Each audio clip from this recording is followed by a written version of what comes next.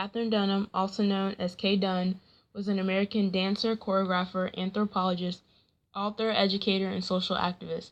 She directed her own dance company for many years, has been called the matriarch and queen mother of black dance, and is often considered the grande dame of African American dance.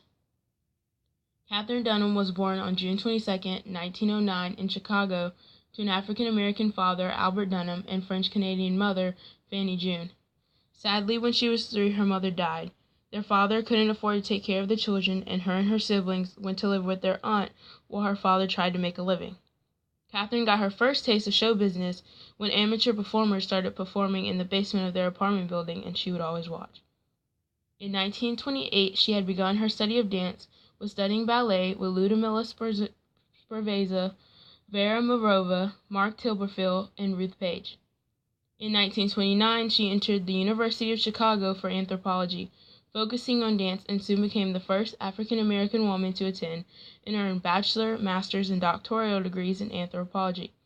In 1930, she formed her own dance company, Ballet Negra, and soon in 1933 opened her first dance school, the Negro Dance Group in Chicago. Going back a little, Ballet Negra's debut performance was at the Buick's Arts Ball in Chicago.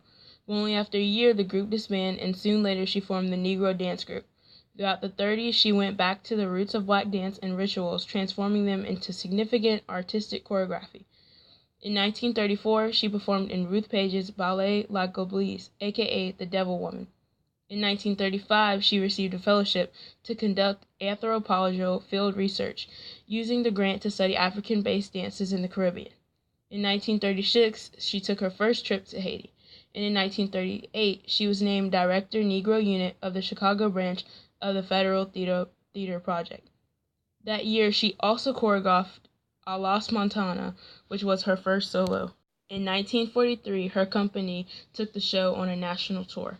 After many performances and appearances, the Dunham School opened in 1944 and soon became the Katherine Dunham School of the Arts and Research in 1945. These schools opened with a set of goals, as said by Dunham, to establish a technique that would be as important to the white man as to the Negro, to take our dance out of Berkeley to make it more a defined art. The Dunham Company toured for 2 decades, stirring audiences around the globe in 57 countries. Their first appearance was in London at the Prince of Wales Theatre in June of 1948. In Caribbean Rhapsody, they had already become a success in the U.S. She also choreographed Adia in 1963 at the Met and continued to secure her place to become the first African American to choreograph for the Metropolitan Opera. The last time the Dunham Company performed was in 1965 at the Apollo Theater. In 1931, she met one of America's most highly regarded theatrical designers, John Pratt, forming a powerful personal creative team that lasted until his death in 1986. They had married in 1949 to soon adopt their daughter, Marie Christian, at 18 months old, who was a French child. Whenever she was engaged in a conversation, she used the opportunity to teach strategies to solve the social problems created by poverty and racism.